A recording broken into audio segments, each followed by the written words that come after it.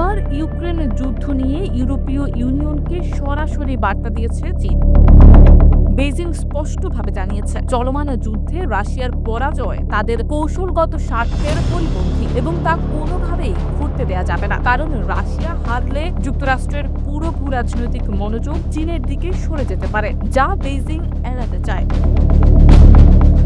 সাম্প্রতিক সময়ে ব্রাসেলসে ইইউর পররাষ্ট্র নীতি বিষয়ক প্রধান কায়া ক্যালাসের সঙ্গে চীনা পররাষ্ট্রমন্ত্রী ওয়াং ই এর প্রায় 4 ঘণ্টা ব্যাপী রুদ্ধদ্বার বৈঠকে এই বার্তা দেন তিনি। মার্কিন সংবাদ মাধ্যম সিএনএন এক অবহিত কর্মকর্তার বরাতে এই তথ্য জানায়।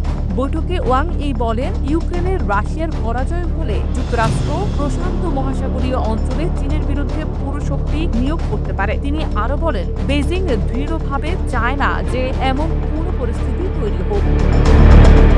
এই বৈঠকে সাইবার নিরাপত্তা, বিরল খনিজ, বাণিজ্য ভারসাম্য, তাইওয়ান ও মধ্যপ্রাচ্য সহ বেশ কয়েকটি বিষয় নিয়েও আলোচনা হয়েছে। কর্মকর্তারা জানান, বৈঠকটি কঠিন হলেও সম্মানজনক ছিল।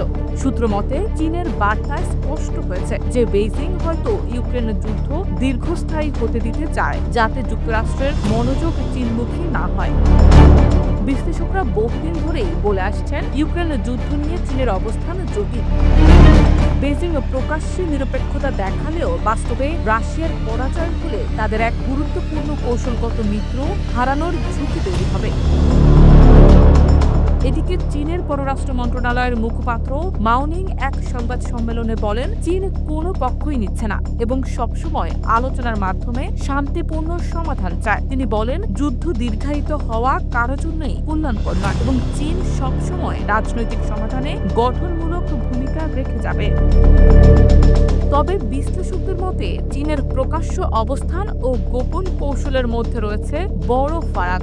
ইউক্রেনে রাশিয়ার আগ্রাসনের কয়েক সপ্তাহ আগে প্রেসিডেন্ট শি জিনপিং রাশিয়ার সঙ্গে সীমাহীন অংশীদারিত্ব ঘোষণা দেন। এরপর থেকেই দুই দেশের মধ্যে রাজনৈতিক ও অর্থনৈতিক সম্পর্ক আরও ঘনিষ্ঠ হয়েছে। এছাড়া চীনের বিরুদ্ধে রাশিয়াকে পরোক্ষ সামরিক সহায়তার অভিযোগও বেড়েছে। ইউক্রেন ইতিমধ্যেই চীনের কয়েকটি কোম্পানির বিরুদ্ধে নিষেধাজ্ঞা জারি করেছে, যেগুলো রাশিয়াকে ড্রোন উপকরণ ও ক্ষেপণাস্ত্র প্রযুক্তি সরবরাহ করছে বলে অভিযোগ রয়েছে।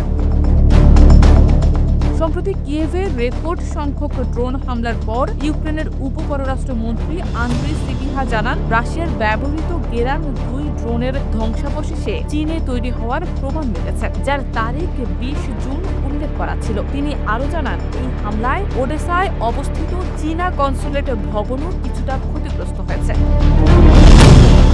সিবিহা বলেন, এই ঘটনা দেখায় কিভাবে রাশিয়া উত্তর কোরিয়ার সেনা, ইরানি অস্ত্র ও চীনা কোম্পানিকে ব্যবহার করে যুদ্ধের পরিসর বাড়াচ্ছে। তিনি বলেন, ইউরোপ, মধ্যপ্রাচ্য ও ইন্দো প্যাসিফিক অঞ্চলের নিরাপত্তা এখন একে অপরের সঙ্গে গভীরভাবে সংযুক্ত। এছাড়াও অভিযোগ উঠেছে, চীনা নাগরিকরাও রাশিয়ার পক্ষে ইউক্রেনে লড়াই করছে।